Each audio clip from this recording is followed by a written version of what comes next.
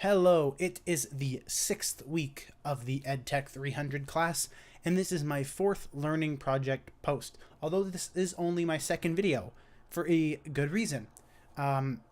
So for my learning project, I am doing the piano, and the problem with that is, for the past few weeks, I haven't owned my own piano. The only piano that I had accessible to me was the one that I used for my music class, and I could only get to that once a week because we only had music once a week, or we only have music once a week, not had.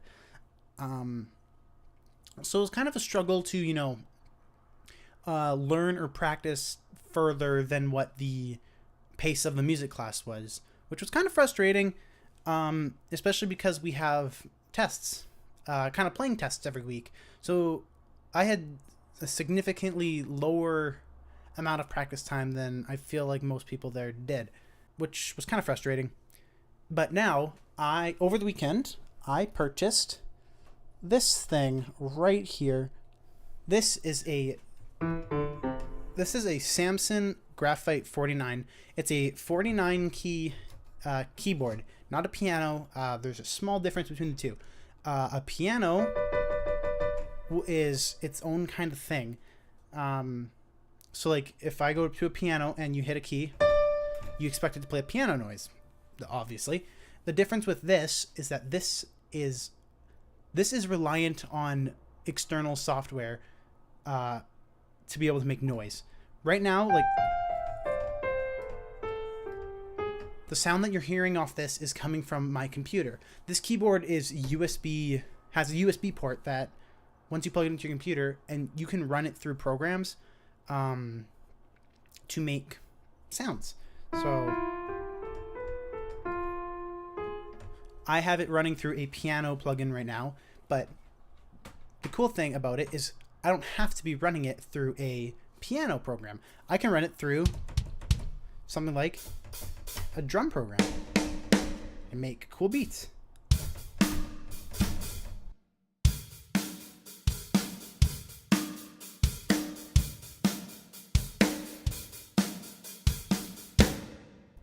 Really awkward and kind of difficult, but you can do it. Not only that, but I have another plugin that is like brass. It says timpani, there's trumpets and flutes and such. It's just kind of like an orchestra thing. It's very nifty, but I don't know why it's making noise all the time. It's kind of weird. On to the learning side of things, get away from the keyboard features. The past week has been kind of devoted to things like playing scales and playing songs with hands together and scales hands together. So what we've kind of learned is the proper kind of crossing over technique for the piano. So basically, if you're playing like a C scale, like you don't want to play it like this.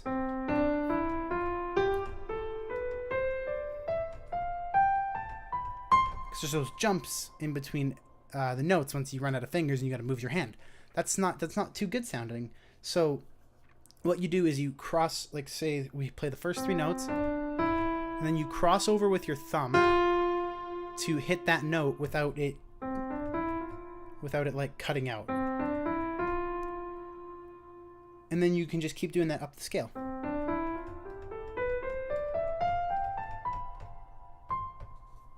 I'm a little awkward at it still. We've also learned how to do that with the left hand. And we've learned how to do it together.